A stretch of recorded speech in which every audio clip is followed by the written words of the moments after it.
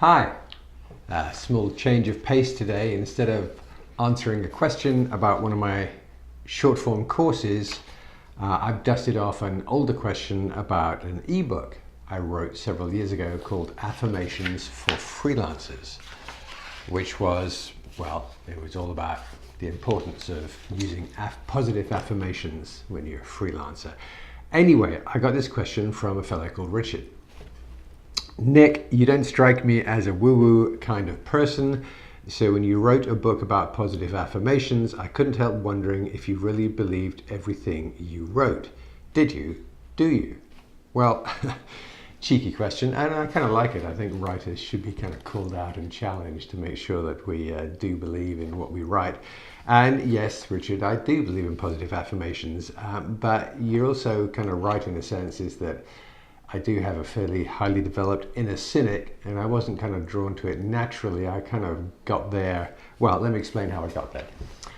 I, as a freelancer, was aware of the power of negative affirmations, or certainly negative thoughts wandering through my mind.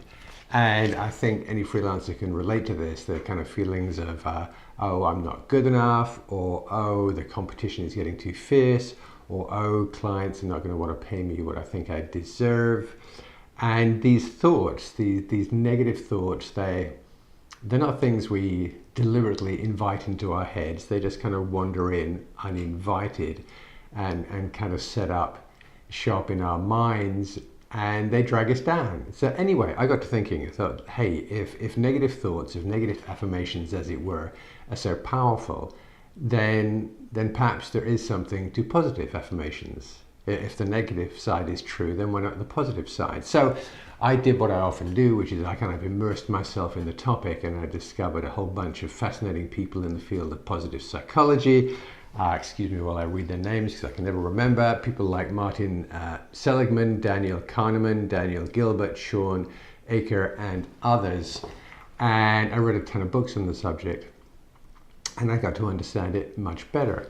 And yeah, that kind of my original instinct wasn't far off, that while negative thoughts and affirmations wander into our minds very naturally, our minds are very quick to grab onto negative thoughts. And I guess this is it's an evolutionary thing. To survive out in the savannah or in the jungle, you have to be very highly attuned to the negative, to danger.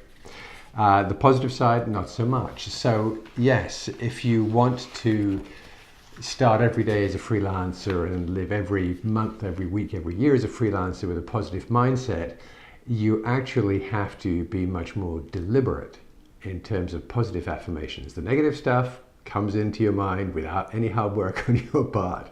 It just naturally flows into your head. The positive stuff you actually have to be much more deliberate about. You have to put the work in. And in fact, one of the things I learned from all that study that I did, the books that I read, is that in your mind, to even get on an even keel, you have to counteract like one negative thought with 3 or 4 or 5 positive thoughts. By nature, the negative thoughts are more powerful in our minds. So you have to throw a huge amount of positivity into the mix to shift that balance from negative to positive. So that is why I believe in positive affirmations, Richard. And that is why I wrote the book. As is often the case, I originally kind of wrote it for myself, but as I did that, I wrote it in a way, in a format, knowing that I wanted to share this with other freelancers. So I hope that answers the question, Richard, and I hope that you found that helpful. Thank you.